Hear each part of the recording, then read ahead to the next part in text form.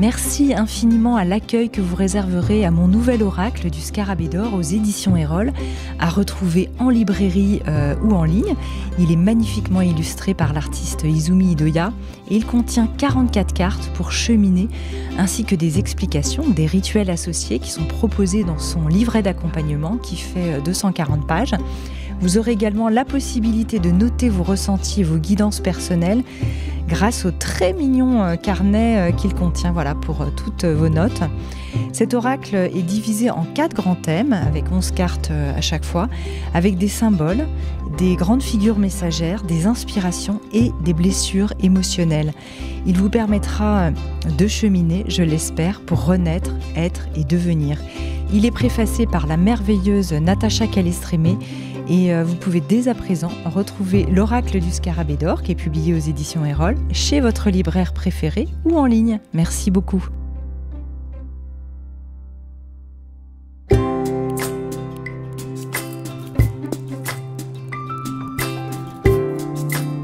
Bienvenue dans la saison 4 de Métamorphose. Chaque semaine, je vous invite à la découverte de sujets lumineux avec des personnalités qui portent une voix d'éveil des consciences. Métamorphose, le podcast qui éveille la conscience. Par Anne Guéquière, tous les lundis et jeudis, dès 7h. Comment accueillir nos émotions dans un monde en mutation grâce à la pleine conscience et à la philosophie ? L'alliage entre ces deux disciplines serait-elle une solution pour accéder enfin au prana, notre sagesse intérieure ? Mon invité du jour est formé en méditation pleine conscience, MBSR, au Centre de Mindfulness aux États-Unis, qui a été fondé par le professeur émérite Jon Kabat-Zinn, père de cette discipline. Et elle vient aujourd'hui nous donner des clés concrètes pour nous relier à nos ressources internes et notre courage grâce à son nouveau livre « Cheminer vers votre sagesse intérieure » aux éditions Erol. Alors comment traverser sans encombre les passages difficiles de nos vies ? Est-ce possible de développer des outils pour allier la tête et le cœur ? Nous allons répondre ensemble aujourd'hui à toutes ces questions grâce à notre instructrice de méditation pleine conscience et d'autocompassion, Sandrine Jourdraine. Bonjour Sandrine, sois la bienvenue dans Métamorphose. Bonjour Anne, bonjour à toutes et à tous. Je suis très heureuse d'être avec vous. Alors, je suis ravie, moi aussi, de t'accueillir aujourd'hui et on va parler de ce sujet assez extraordinaire, quand même déjà la pleine conscience et l'alliage entre la philosophie et la méditation. Alors, parlons d'abord de cette rencontre entre les deux. Et je devrais préciser, entre toi et le philosophe François Guillouette, puisque vous avez coécrit ce livre ensemble, « Cheminer vers votre sagesse intérieure » chez Erol, je le disais en introduction. Comment ça a démarré finalement entre vous, déjà peut-être votre rencontre ? Oui, tout à fait. C'est une belle rencontre avec François Guillouette, parce qu'en complément de mon activité d'accompagnement de particuliers ou d'entrepreneurs, j'anime avec François des ateliers de pleine conscience et de philosophie auprès de détenus en prison qui souffrent d'addiction. Et donc moi, je leur transmets la pleine conscience et François, qui est enseignant spécialisé dans le domaine de la détention, lui, anime des réflexions sur des thèmes philosophiques comme la liberté, l'incertitude, le sens de la vie. Et puis en fait, on a remarqué des résultats très positifs sur nos programmes. La réduction de la consommation, un meilleur sommeil, une meilleure gestion des pulsions et des émotions. Et en fait, très rapidement, on s'est rendu compte que la pleine conscience et la philosophie se nourrissaient mutuellement. Et on a eu envie, en fait, d'écrire un livre ensemble. C'est super, on va voir tout ça évidemment ensemble aujourd'hui, Sandrine. Alors, est-ce que tu peux nous expliquer, je parlais justement du prana en introduction, de notre sagesse intérieure, et ce serait bien peut-être par commencer par le définir, sachant que vous avez fait un petit peu tous les deux évoluer cette définition. Oui, tout à fait. Nous l'avons baptisé de prana, ce qui veut dire en sanskrit sagesse intuitive. Donc ce terme, en fait, on n'a pas utilisé la traduction stricto sensu, et de nos échanges a émergé notre propre définition. Alors, comment on pourrait la décrire ? Cette prana, elle prend plusieurs formes. Et d'une part, c'est une présence intérieure qui est courageuse, compatissante et qui nous veut du bien. C'est cette capacité aussi à discerner ce qui est aidant et ce qui n'est pas aidant pour nous. Donc, c'est vraiment cette capacité à nous observer, à prendre un peu d'espace face aux situations et d'avoir cette voix, cette présence intérieure en nous qui peut en fait nous apporter du discernement, de la sagesse. Et puis un dernier, c'est une compréhension profonde de la nature impermanente des choses et de l'esprit. En fait, c'est avec la pratique, on va progressivement prendre conscience que tout change, tout évolue constamment. Et ça, c'est un beau cadeau pour voir que, en fait, même les émotions difficiles, elles évoluent. Même les situations les plus difficiles, elles évoluent. Alors tu soulignes évidemment, et tu viens de le redire, cette importance de d'abord reconnaître, accueillir ce qui est là. Alors j'aimerais bien que tu nous développes un peu ça, parce que c'est vrai que c'est tout un chemin de passer d'abord par cette reconnaissance, de reconnaître les attitudes du mental, comme tu le dis dans ton livre, qui sont aidantes, celles qui ne sont pas, etc. Oui. En fait, on vit souvent dans nos têtes. On vit dans le futur à anticiper, contrôler les choses. En tout cas, on est beaucoup à le faire, moi aussi d'ailleurs. On est dans le passé à ruminer, on oublie en fait la vie, on oublie que la réalité, c'est dans l'instant présent. Et quand je vis des émotions, et notamment des émotions désagréables, naturellement, ce qui se passe, c'est que je vais souvent les rejeter. Je vais les refouler. Et en fait, le fait de les refouler, elles peuvent devenir toxiques. Si nous nous coupons de nos émotions, si nous ne souhaitons pas les ressentir, elles sont là malgré tout. Et en fait, elles peuvent nous rendre malades si on ne les accueille pas. Oui, par rapport à ça, c'est vrai que tu le soulignes, on est souvent en pilotage automatique. Et ça, c'est quelque chose qui prend source ou dans nos conditionnements, dans nos croyances, dans notre façon d'avoir été éduqués, dans nos blessures. Ce pilote automatique, qui est vraiment cette espèce de programme, finalement, dont on a du mal à se défaire. Ou en tout cas, à l'accueillir. Ouais. Alors, ce pilote automatique, en fait, on a automatisé des choses. Alors, il y a plein de choses qui sont très, très bien à avoir automatisées. Le fait de marcher, de pouvoir... par exemple, se laver les dents. Heureusement que je ne suis pas complètement tout le temps en train de me dire « Ok, je monte la brosse à dents, je la lève », sinon on s'épuiserait. Donc, il y a un côté très positif au pilote automatique, mais il y a un autre côté qui peut être vraiment problématique, c'est qu'en fait, on a construit des schémas mentaux, des modes de fonctionnement qu'on va reproduire de façon automatique, et certains sont bons, mais il y a certains aussi qui nous font souffrir. Et ce pilote automatique, il va créer un sentiment de soi. Il va nous projeter constamment dans l'anticipation, dans le futur ou dans le passé, et il cherche aussi tout le temps des problèmes et à trouver des solutions. Donc on est vraiment dans un mode de survie et pas câblé pour le bonheur dans ces cas-là. Donc quand on voit ce pilote automatique, c'est intéressant de discerner, il y a des choses qui sont positives, qui sont riches, qui nous permettent d'être plus efficaces, et en même temps, il y a ce mode pilote automatique qui peut nous faire souffrir parce qu'on peut avoir des modes de fonctionnement, par exemple tout ce qui est habitude et donc addiction par exemple, mais ça peut être aussi, les habitudes c'est très large, ça peut être le fait de ruminer, d'être anxieux, d'être angoissé, le fait de fumer, le fait... C'est ce que tu appelles aussi des rituels inconscients, c'est ça ? C'est ça, oui. C'est des modes de fonctionnement, mais il y a des modes de fonctionnement qui sont positifs, mais aussi d'autres qui nous font souffrir.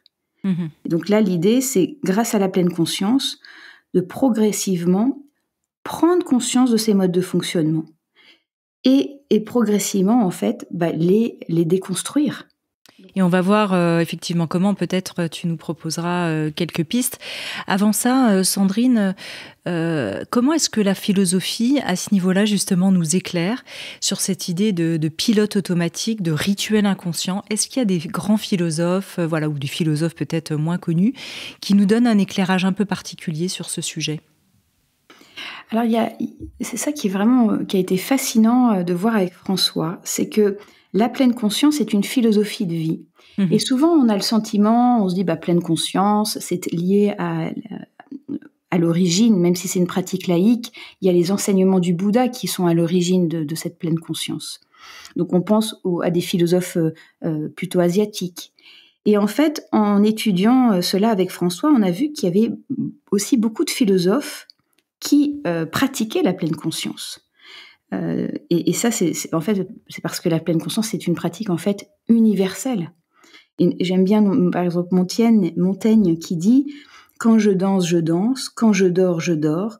Et ce sont quasiment les mêmes mots qui sont prononcés par Bouddha quand il dit « Quand je dors, que je sache que je dors ».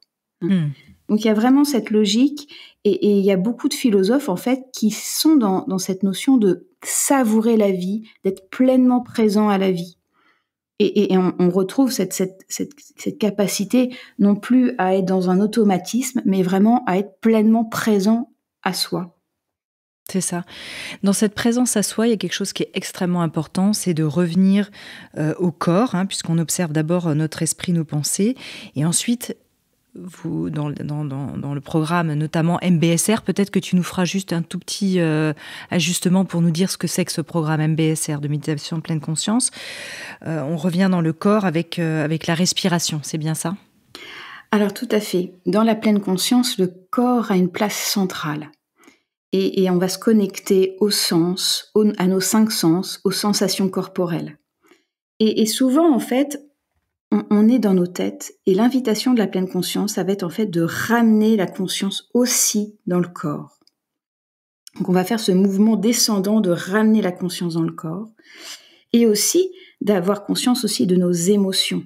C'est vraiment au cœur de la pleine conscience. C'est ce qui est peut-être un peu différent parce que c'est vrai qu'il y a peu de philosophes en fait qui parlent d'émotions. En général, ils sont plutôt pour le bannissement, la maîtrise des émotions. Mais dans la pleine conscience, on va être vraiment dans ce mouvement d'accueillir les sensations corporelles, les émotions. Et j'aime bien dire, alors souvent notamment quand on a des sensations peut-être difficiles, dans notre tête, c'est plutôt en mode physique quantique. C'est-à-dire que nos pensées vont très très vite et on a souvent du mal à les observer ou à travailler avec. Donc, qu'est-ce qu'on va faire ? En fait, on va revenir au corps, et le corps, il est plutôt dans une logique de physique newtonienne, c'est-à-dire que les sensations vont plus lentement et c'est plus facile en fait de ressentir ce qui est là, les émotions dans le corps. Parce qu'en fait, le corps, les pensées, les émotions, tout est lié. Donc, si je veux travailler sur une pensée, c'est intéressant de revenir sur le corps. Et quand mon corps va être apaisé, la pensée aussi va s'apaiser. D'ailleurs, toi, tu dis qu'on peut respirer et revenir dans le corps à n'importe quel moment. Et ça, je trouve que c'est intéressant parce que ça rejoint aussi certaines choses que disent Fabrice Midal. C'est pas forcément s'autoriser simplement un moment pendant 10 minutes, un quart d'heure, 1 heure le matin ou le soir de méditation. Mais ça peut être dans la queue du supermarché, tu dis, revenir à ce moment-là, au corps à ce moment-là. Alors tout à fait. Et d'ailleurs, je dirais même que la pleine conscience, pour moi, c'est ça. Et s'asseoir pendant 10, 5, 10, 15, 20 minutes, voire 45 minutes, c'est un entraînement dont l'intention, c'est d'intégrer la pleine conscience dans notre vie. Et moi, par exemple, dans ma pratique, bien sûr, je médite pour entraîner mon esprit, mais dès que je peux, j'essaie de dire, OK, comment je me sens là ? Si je sens peut-être un peu une inquiétude arriver, vraiment, je ramène tout de suite, de façon automatique, en fait, la conscience dans le corps, dans la respiration. Et donc, c'est vraiment un formidable cadeau à se faire au quotidien, dans tous les instants de notre vie. Ouais. Dans ces clés, il y a cette deuxième clé, revenir au corps. Et la troisième, pour toi, ce serait la bienveillance, qui correspond aussi au souhait, tu le dis, de bonheur pour soi et autrui, avec cette idée de compassion. Tout à fait. Et c'est vrai que alors, je parle en fait de 3, on va dire, manières de développer notre prana ou notre sagesse. Donc il y a cette notion de revenir au corps, et en fait c'est surtout de développer notre attention, de stabiliser l'esprit. Et puis ensuite il y a cette notion de bienveillance, de compassion qui est essentielle, parce que si on développe notre attention sans avoir cette intention de bienveillance, ça a beaucoup moins de sens. Est-ce qu'on pourrait presque l'opposer justement à une notion de performance ? En tout cas, dans la pleine conscience, la méthodologie pour s'épanouir, pour se réaliser, c'est vraiment d'être pleinement présent et de lâcher les efforts, lâcher vraiment toute cette notion de performance. Vraiment et c'est tellement libérateur. Alors moi, en plus, qui viens d'un monde comme toi, Ouais, voilà, où on a un rythme toujours assez important. Le fait de s'octroyer ces moments en fait de liberté, de lâcher prise, c'est vraiment une source de joie. C'est ce que tu appelles aussi l'art de l'effort sans l'effort, c'est ça ? Oui, tout à fait. Et je dis même, peut-être de lutter, de beaucoup lutter de travailler à lutter moins. Travailler pour lutter moins. Travailler dur pour lutter moins. Voilà. Je pense que vraiment c'est cette approche de travailler dur pour lutter moins. Dans ma vie, je pense que vraiment ce qui a été aussi très riche, c'est vraiment l'autocompassion. Et pour moi, dans la pleine conscience, il y a vraiment ces deux ailes. Il y a cette notion d'attention où on va développer progressivement notre capacité à être présent, et aussi cette capacité à s'aimer, à prendre soin de nous. Et l'autocompassion, ça me paraît être vraiment la base essentielle de la bienveillance. Pour être bienveillant avec l'autre, si j'ai pris soin de moi, eh bien, c'est vraiment très naturel. Je trouve que dans cette veine-là d'autocompassion, il y a aussi cette idée que tu développes d'être vraiment, de nous autoriser à être des apprenants lents. C'est vrai que nous sommes tellement dans un monde là de vitesse, on est presque désynchronisé de notre rythme naturel, et tu invites vraiment à revenir à ce temps long. Ouais. La pleine conscience, c'est vraiment un processus naturel. Et souvent, je le dis, mais si vous voulez méditer, allez dans la nature et regardez pousser les plantes. Il est important de prendre le temps nécessaire et chacun à son rythme. Et c'est vrai que si je tire, moi j'aime jardiner et j'ai un jardin, si je vais tirer sur une tige pour qu'elle pousse, elle risque plutôt de se déraciner plutôt que de grandir. Donc vraiment de s'autoriser à prendre le temps. Oui. Il y a d'ailleurs, tu conseilles de télécharger la version de notre logiciel au lieu d'être en mode survie 1.0, d'être plutôt dans la version prise de recul. Et là, il y a aussi un philosophe qui est aussi un médecin psychiatre, qui est Viktor Frankl, qui était ce grand psychiatre qui, lui, a vécu, hélas, les camps de concentration et qui a mis au point toute cette théorie aussi autour de la quête de sens. Et là, en l'occurrence, il nous explique qu'entre le stimulus et la réponse, il y a cet espace du temps long. Tu peux nous développer ça un petit peu, Sandrine ? Ah oui, tout à fait.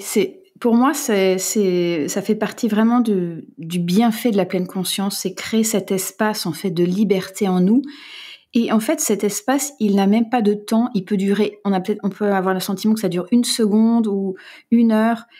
C'est vraiment cette capacité en fait entre je ressens et j'agis, je crée un espace de liberté.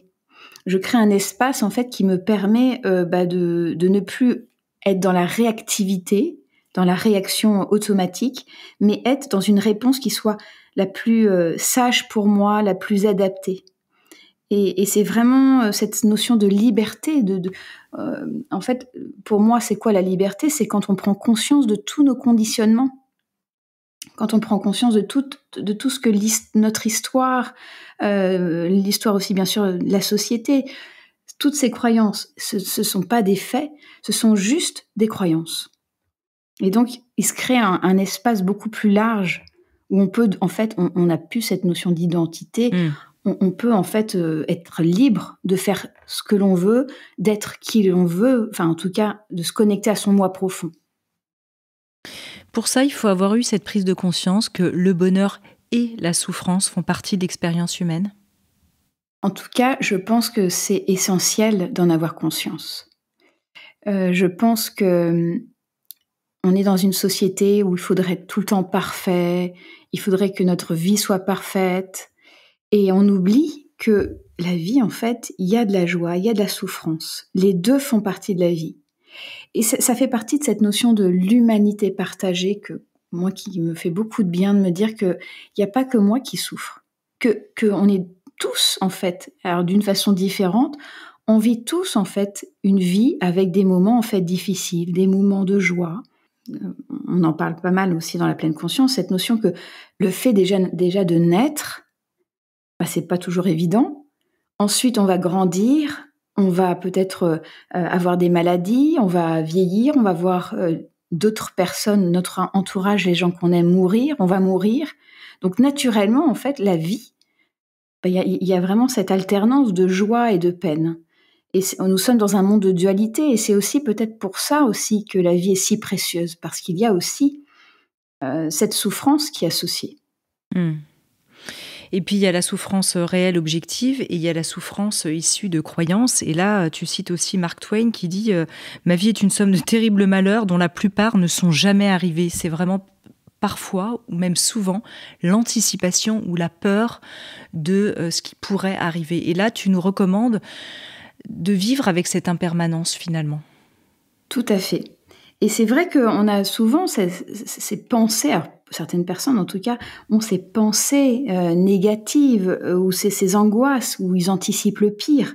Et ça génère du stress, et souvent du stress inutile parce que ce sont juste des anticipations qui ne sont pas la vérité. Et donc l'invitation de la pleine conscience, c'est d'entraîner, et c'est ça qui est formidable, c'est qu'on peut apprendre à entraîner notre esprit. Et ça, souvent, on l'a pas appris à l'école. Qu'on peut développer de nouvelles compétences, de nouvelles qualités de concentration, par exemple développer la gratitude, développer cette capacité de pensée positive.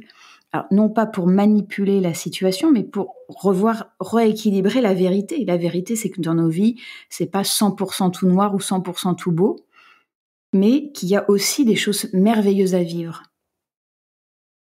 Ça permet vraiment, et toi tu l'as observé aussi chez toi et sur les personnes qui pratiquent avec toi, qu'on arrive parfois à venir vraiment à bout de pensées obsédantes, extrêmement tenaces, ces fameuses ruminations qui parfois tournent à l'obsession, il faut bien le dire. Oui, moi je vois vraiment des retours mais incroyables. J'ai beaucoup de gratitude parce que vraiment c'est tellement fabuleux de voir des participants se transformer au fil des séances. C'est vraiment un cadeau incroyable. Et c'est vrai que souvent ces pensées tenaces, elles ont en fait une charge émotionnelle forte. Et c'est ce que je disais tout à l'heure au début, c'est qu'en fait, ce qu'on va faire, c'est qu'on va ramener en fait la conscience dans le corps, dans les sensations du corps, et on va apprendre à prendre soin de ses émotions, à leur apporter beaucoup d'amour, de douceur, plutôt que de les rejeter. Il y a un outil que tu proposes qui est le balayage corporel, le body scan, qui peut être intéressant justement de mettre en place. Est-ce que tu peux nous le décrire, Sandrine ? Oui. Alors le balayage corporel, c'est une pratique qui a comme intention de relier l'esprit et le corps ensemble. Et d'ailleurs, c'est une des premières pratiques qu'on va proposer dans le programme MBSR dont on parlait tout à l'heure. C'est un programme de gestion du stress et des émotions basé sur la méditation de pleine conscience. Donc c'est un programme de 8 séances. On se retrouve soit en présentiel ou soit en ligne ensemble pendant 2h30 par semaine, et puis il y a une journée entière de pratique. Et ça, c'est vraiment la première pratique, c'est de ramener en fait la conscience dans le corps et de prendre conscience que nous avons des sensations corporelles et que nous pouvons en fait ressentir le corps, relâcher notre corps, ressentir les émotions et vraiment réassocier le corps et l'esprit. Il y a un autre outil aussi sur les émotions qui paraît vraiment intéressant, c'est la création, alors comment tu l'appelles ? J'arrive pas à le prononcer. Hypomnémata. Hypomnémata, voilà. Voilà, tout à fait. Hypomnémata, en fait, c'est un cahier. Et ça, c'est Épictète, qui est un stoïcien, un philosophe stoïcien, qui a créé ce cahier journal, qui est très simple et qui permet de nommer ce que je traverse. Donc, je vais, par exemple, laisser des traces de mes états d'âme, mes pensées, mes lectures, des choses que je pourrais relire plus tard. Donc, c'est vraiment un peu comme un journal intime, en fait. Ça permet d'avoir cette alternance d'écriture pour soi et puis aussi de noter aussi des choses qui sont intéressantes que j'ai lues et qui peuvent me nourrir. Donc, cette capacité en fait à être dans une réflexion écrite. Moi, j'invite souvent mes participants à avoir un journal qui leur permette de noter en fait dans leur quotidien leurs émotions. Et d'ailleurs, il y a pas mal d'études scientifiques qui ont montré que le fait d'écrire un journal intime ou un journal d'autocompassion, par exemple, avait de grands bienfaits sur le bonheur, sur les pensées positives et même sur la réussite. C'est ça. On a fait un super podcast d'ailleurs avec Florence Servan-Schreiber sur ce sujet. Ouais. Et là, on rejoint aussi, en parlant des philosophes, Socrate, avec cette fameuse philosophie des 3 tamis. Tu peux peut-être nous en parler, qui va nous aider aussi à démasquer le critique intérieur. Et ça, pour ça, le journal peut être un bon outil de noter en fait nos auto-jugements. Et c'est vrai que on se rend compte que souvent, quand on est dans un échange avec quelqu'un, ou même avec soi-même, on a parfois des discours qui peuvent être un peu dissuasifs, limitants. Et souvent, ce critique intérieur, c'est souvent notre pire ennemi, plus que les gens à l'extérieur de nous. Et donc, l'invitation, en fait, progressivement, c'est de prendre conscience. Moi, je sais que voilà, quelques années, quand j'ai commencé à travailler sur mon critique intérieur, j'en avais pas conscience. Je me disais, ouais, non, je ne me critique pas tant que ça. Et progressivement, quand je suis sortie de mon pilote automatique et découvert combien en fait je me critiquais, c'était vraiment une source de transformation très importante. Et en fait, ce qui se passe, c'est que notre cerveau primitif, il cherche à nous protéger en nous faisant peur, en nous faisant des reproches. Et en fait, notre cerveau, il fait pas la différence entre l'attaque d'un lion et la représentation que nous avons de nous-mêmes. Mmh. Et donc, à chaque fois que nous ne nous sentons pas en phase avec notre moi idéal, notre cerveau, il s'attaque au problème, il s'attaque à nous-mêmes. Et donc, on va se critiquer. Et ce mode de fonctionnement, il n'est pas efficace et au contraire, il nous épuise. Parce que c'est pas en nous critiquant qu'on va se tirer par le haut, vers le haut plutôt. Et donc ces schémas mentaux, ces constructions qu'on a créées, ils nous font souffrir. Et ils nous éloignent quelque part de qui nous sommes vraiment. Oui, c'est vrai que Socrate, il concluait dans cet exemple en disant « Si ce que tu vas me dire n'est ni vrai, ni bon, ni utile, alors pourquoi me le dire ?» Donc ça revient aussi à ce que dit Don Miguel Ruiz. C'est l'idée aussi de la pensée, de la parole impeccable, qui est effectivement extrêmement difficile à traquer d'abord en soi, comme tu disais, et puis ensuite aussi vers le monde, évidemment. Tout à fait. Et vraiment, ce que je me dis à l'intérieur, c'est aussi le reflet de ce que je dis à l'extérieur. Et donc, ce que dit Socrate, on peut tout à fait l'utiliser pour parler de façon juste à l'autre, mais aussi à soi. C'est complètement le miroir, les deux, intérieur-extérieur, c'est vraiment la même approche. Il y a autre chose, un autre point qui est assez important, c'est d'éprouver la solitude.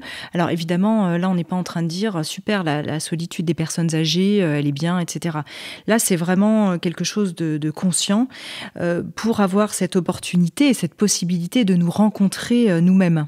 Oui. Alors, c'est vrai que moi, j'aime beaucoup dire que la pleine conscience, c'est pas une pratique pour se couper du monde ou pour le fuir. Bien au contraire. Employée à bon escient, la pleine conscience, ça va nous permettre de nous relier au monde, aux autres, avec plus de sagesse et de bienveillance. Et pour ce faire, au préalable, il peut être nécessaire, en fait, de prendre un temps de silence, de solitude, pour pouvoir justement apaiser l'esprit et voir qu'est-ce qui se trame, comme on disait tout à l'heure, derrière en background, qu'est-ce qui se passe pour moi. Et de progressivement de voir qu'est-ce qui se passe. Tiens, je sens, puisqu'en fait l'esprit va être apaisé, nos émotions vont être un peu plus ralenties et surtout nos pensées vont être plus au ralenti et on va pouvoir progressivement observer encore avec plus d'acuité ce qui se passe dans notre intériorité.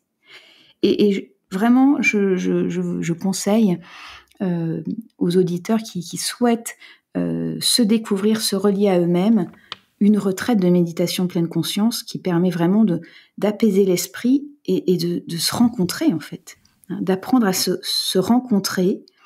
Alors, c'est pas toujours évident quand on n'aime pas trop la solitude, Mais ce qui est chouette, c'est qu'en fait, dans une retraite, on est ensemble. Hein. On est vraiment ensemble et on se soutient dans un silence. Et il se passe, je pense qu'il y a des liens très forts qui se créent dans ce silence aussi. Oui, puis tu dis qu'on gagne en liberté parce qu'on reconnaît aussi notre humanité commune et on se rend disponible à l'autre d'une certaine manière, à la rencontre, au lien, dans le fait de se poser et d'être là simplement en présence. Oui, oui. Alors moi, par exemple, je sais que je suis un être très, très social. J'aime être entourée de ma famille, de mes amis. Et en même temps, je sais que quand je passe des moments de solitude, eh bien, les retraites de méditation m'ont vraiment aidée à me rencontrer. J'avais une faible estime de moi et ça m'a fait beaucoup de bien d'apprendre à m'aimer et de ne pas être avec l'autre pour combler un manque ou une stratégie de diversion pour moi-même. Hein, et vraiment, j'ai découvert le plaisir du partage authentique sans que l'autre soit un moyen de diversion face à moi-même. Et ça, c'est un beau cadeau que je fais à l'autre, je pense. Oui, c'est vrai que l'autre renvoie ce qui m'est étranger, ce qui est séparé de moi, qui est une chose ou un autre humain, alors qu'autrui est un autre moi, une autre conscience. Et c'est vraiment très intéressant, je trouve, cet ajustement entre les deux. Je parlais tout à l'heure de miroir, et en fait, autrui, c'est le miroir de moi-même aussi. Hein, et en pratiquant la pleine conscience, on se rend compte de combien nous sommes connectés les uns aux autres, et que cette fameuse humanité partagée, je ressens des émotions, l'autre aussi, et on vit en fait cette humanité commune avec tout ce que ça fait d'être un être humain, avec toutes ses joies, ses tristesses, ses colères, cette jalousie qui peut nous être présent pour nous. Oui, c'est vraiment cette idée que notre identité est le résultat vraiment d'une intégration, d'altérité. Nous sommes pétris de l'autre, quelque part. Et c'est aussi grâce à cette altérité aussi que je me construis moi. C'est vrai que si on était tous similaires, et notamment, c'est vrai que par exemple dans une relation amoureuse, on peut au départ avoir cette phase un peu de fusion, et puis progressivement on se rend compte que l'autre est différent, cette notion d'altérité qui est présente, et retrouver sa place, retrouver son identité, c'est pas toujours évident. Et en même temps, c'est ça qui est aussi une grande source de connaissance de soi et de l'autre. Oui, parce qu'à l'inverse, il y a aussi ce que tu appelles les soifs relationnelles, qui sont des besoins peut-être aussi parfois à l'excès, de fusionner, comme tu disais, avec l'autre. Mais certaines personnes, dans la relation amoureuse, on le fait toujours plus ou moins au début, mais certains sont en quête permanente de fusionner avec l'autre, c'est-à-dire n'ont pas cette idée d'unité, de complémentarité, mais vraiment ce besoin fusionnel de n'être que dans l'autre, à l'inverse. Il y a vraiment ces trois soifs, cette soif de plaisir relationnel, d'être tout le temps dans quelque chose d'agréable, et donc de refuser en fait, par exemple un désaccord, ou de ne pas être en phase avec l'autre, ou cette soif de reconnaissance, ce besoin d'exister, ou à l'inverse cette soif de ne plus exister. Et on a tous en fait une, deux ou trois de ces soifs. Et l'invitation de la pleine conscience, ça va être vraiment de reconnaître cette soif, parce qu'elle est naturelle, elle est vraiment naturelle. Nous sommes des êtres humains, on est né en fait avec ce besoin d'être aimé. Et ce besoin d'être aimé, en fait, il va continuer tout au long de notre vie. Et la bonne nouvelle, c'est que avec l'autocompassion, on peut apprendre aussi à s'aimer, apprendre à que, bien sûr, l'autre peut nous aimer, mais nous pouvons aussi nous développer des ressources pour prendre soin de nous et ne pas être toujours dépendant de l'autre. Et je trouve que ce cadeau de pouvoir être avec soi-même et d'apprendre à prendre soin de soi sans tout le temps à dépendre de l'autre, c'est vraiment quelque chose qui est très riche et qui est vraiment libérateur pour soi, mais aussi pour l'autre. Dans ces douleurs relationnelles, il y a aussi le pardon qui est un outil ou une voie extraordinaire. Oui. Alors, je pense que le pardon, c'est un cadeau qu'on se fait aussi à soi et surtout à soi. Et la première étape du pardon, ça me semble être de reconnaître qu'on a été blessé. Et c'est pas toujours évident de reconnaître qu'on a été blessé, hein. Et puis aussi d'avoir cette intention de pardonner, hein. Même si on n'est pas prêt encore à pardonner, juste le fait d'ouvrir la porte au pardon, hein. Et c'est OK de prendre le temps, puisque cette idée de déploiement naturel, de prendre le temps, en fait, de voir le pardon se déployer en soi, hein. Donc vraiment de prendre ce temps nécessaire à voir ce déploiement naturel se mettre en place. J'aime beaucoup la phrase de Nelson Mandela qui dit « La colère, c'est du poison que l'on avale en pensant qu'on va empoisonner l'autre. » Et pour moi, c'est vraiment ça le pardon, hein. Le pardon, ça permet vraiment de se libérer soi. D'ailleurs, c'est pour ça que tu différencies la colère qui est protectrice de la colère ruminatrice. C'est vrai que déjà, c'est important de savoir peut-être les distinguer. Ouais. Oui, c'est vrai qu'il y a dans cette pleine conscience, dans cette autocompassion, deux forces on va prendre soin. Il y a vraiment la partie yin, de douceur, de tendresse, de s'apporter de la douceur, mais aussi une partie qui va être yang, qui va être de courage, de combat parfois même. Et dans la colère, il peut avoir en fait une colère qui soit saine, hein, une colère qui soit saine, parce que si je vis une relation abusive, manipulatrice, eh bien c'est important de pouvoir couper les ponts, de dire non, de poser ses limites. Et la colère, elle va être source en fait de changement, de transformation. Donc c'est important, la colère peut être saine. Et à l'inverse, une colère qui a été en fait non transformée, qui reste comme ça présente des mois, des années, eh bien en fait, souvent ce sont des colères qui n'ont pas été reconnues. Eh bien, elle peut se transformer en amertume, en ressentiment, et on va ruminer une sorte de pensée aigrie, hein, qui nous sert plus. Donc si cette colère ne nous sert plus parce qu'elle n'est plus utile pour nous, eh bien en fait, cette colère, elle devient destructrice, elle devient une rancœur qui nous fait du mal. Et dans ces cas-là, c'est important en fait, pareil, d'apprendre à prendre soin de nous et d'apprendre à nous laisser traverser par cette colère. Aujourd'hui, on vit dans un monde justement où il y a beaucoup de colère, hein, dans notre société. On vit une période de forte incertitude, crise Covid, la guerre, etc. Enfin, je ne vais pas reciter tout ça.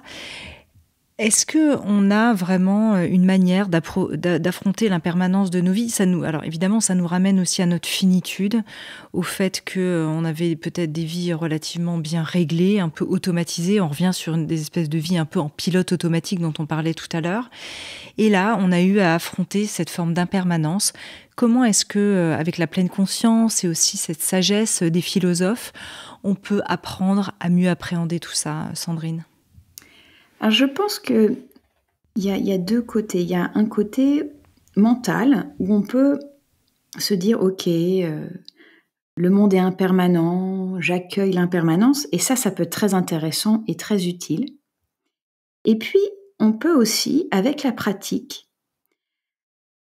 vraiment intégrer dans notre expérience directe de notre propre vécu que, en fait, on peut être en sécurité à l'intérieur de soi, même si le monde est complètement, change complètement tout le temps, qu'on vit une période incertaine. Et donc vraiment, cette capacité en fait à être en soi et trouver un espace de sécurité intérieure. Prendre refuge dans l'instant présent, par exemple. Et puis aussi, prendre conscience aussi que l'incertitude, ça peut être aussi une source d'opportunités, de changements positifs pour certaines choses. Et je dirais aussi, ce qui me semble aussi important, c'est cette notion de communauté, la force du lien, de se soutenir les uns les autres. On a vu du soutien, on a essayé du mieux qu'on pouvait de soutenir une partie des familles en Ukraine. Je pense que, alors bien sûr, je pense qu'on peut il y a une grande frustration certainement de certains, mais on peut aussi se soutenir les uns et les autres. Donc, je pense qu'il y a vraiment intellectuellement cette capacité à prendre conscience que rien n'est permanent. Et puis, il y a ce refuge de l'instant présent, de revenir à la vérité du moment pour soi et revenir dans cette sécurité à l'intérieur de soi. Alors, Sandrine, par rapport à cette idée d'impermanence et de ce temps que nous vivons complexe, est-ce que sur la gestion des émotions pour les plus angoissés peut-être d'entre nous, tu aurais un petit exercice à nous proposer ? Alors oui, je pense que déjà, ce qui peut être intéressant, c'est de voir qu'il n'y a pas ni de bonnes ni de mauvaises émotions. Et que plutôt que de les classer dans ce type de catégorie, on peut établir en fait une nouvelle relation à nos émotions. Et ce que pourrais vous proposer d'abord, c'est de nommer l'émotion que vous ressentez. Peut-être de l'inquiétude, peut-être du stress, de la colère. Parce que nommer l'émotion, c'est l'honorer, c'est la reconnaître. Et ça nous aide progressivement à nous décoller d'elle. Et peut-être dire, tiens, là, je ressens de la colère. Et c'est pas parce que je suis Sandrine, c'est parce que je suis un être humain. Et c'est normal, en fait, de ressentir ça. Et il y a des études, d'ailleurs, qui ont montré que le fait de nommer l'émotion permet à l'amygdale, qui est une structure, en fait, du cerveau qui enregistre le danger, de devenir moins active et moins susceptible de déclencher une réaction au stress dans le corps. Donc ça, c'est la première étape. La deuxième, ça va être de porter l'attention dans le corps. Où est-ce que je ressens l'émotion dans le corps ? Et prendre le temps de sentir, tiens, là, ça me pique, ça me brûle, ça me tord. Ressentir dans le corps, c'est guérir, en fait. Et puis ensuite, on va pouvoir nous apporter, je le disais tout à l'heure, de l'autocompassion, de la douceur, de la chaleur. Reconnaître que c'est pas évident de ressentir ça. Peut-être se mettre une main sur le cœur, respirer avec douceur. Et puis, en dernier, moi, ce que je vous propose, c'est d'observer en fait cette émotion comme un nuage dans le ciel. Lorsqu'on regarde les nuages, on ne les juge pas comme bons ou mauvais. On voit, on se dit, tiens, il est blanc, tiens, il fait une longue traînée blanche dans le ciel. Les nuages sont juste des nuages.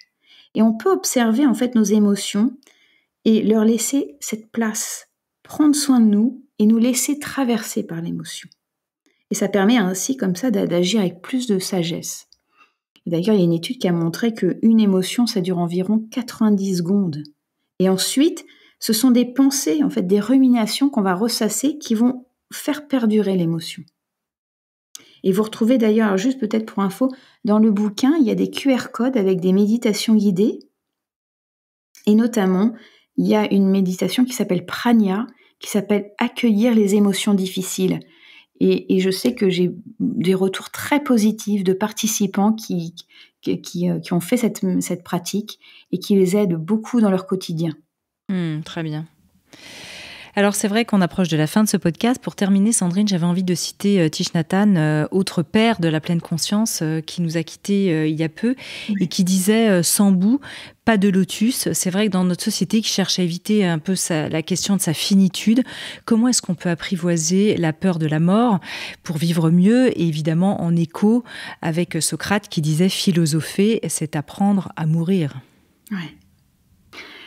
Alors, quand Thich Nhat Hanh nous dit « sans bout, pas de lotus », c'est vraiment cette notion que, au travers de l'adversité, de nos difficultés, on peut en fait avoir des apprentissages, tirer des leçons qui peuvent être vraiment riches pour notre avenir.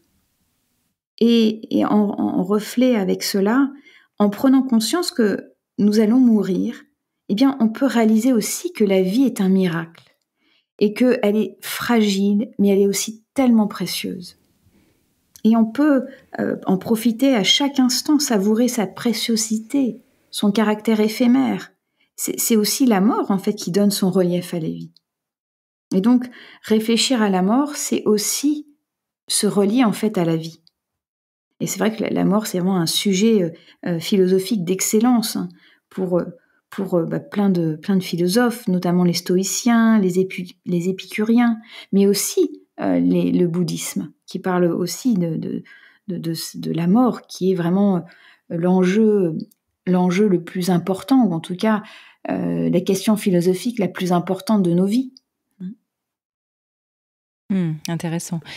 Merci infiniment, Sandrine Jourdain, de nous avoir ouvert cette voie pour nous permettre de nous rencontrer encore un peu plus.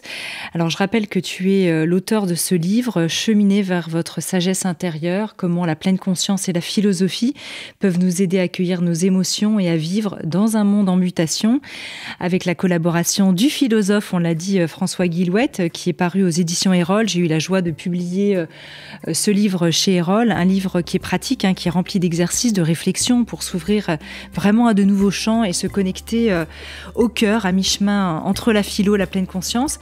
Et pour tous ceux qui veulent te suivre, rendez-vous sur ton site internet humanity.com. À très bientôt, Sandrine. Merci. Merci beaucoup à vous tous. Merci beaucoup, Anne, et à très bientôt. Si vous avez aimé ce podcast, n'hésitez pas à lui donner 5 étoiles sur Apple Podcast ou sur votre plateforme préférée. Découvrez mes invités en avant-première sur Instagram à l'adresse Métamorphose Podcast et surtout, abonnez-vous pour ne manquer aucun épisode. Retrouvez en librairie mon livre issu du podcast Métamorphose, éveille ta conscience, 33 rencontres essentielles pour être soi aux éditions Erol, ainsi que mon tout nouvel oracle du Scarabée d'Or chez le même éditeur. Et enfin, pour nous soutenir, participer au cercle de discussion ou rencontrer en direct nos invités, rejoignez dès maintenant la tribu Métamorphose à l'adresse patreon.com/métamorphose. Merci. Métamorphose, le podcast qui éveille la conscience. Par Anne Guéquière, tous les lundis et jeudis, dès 7h.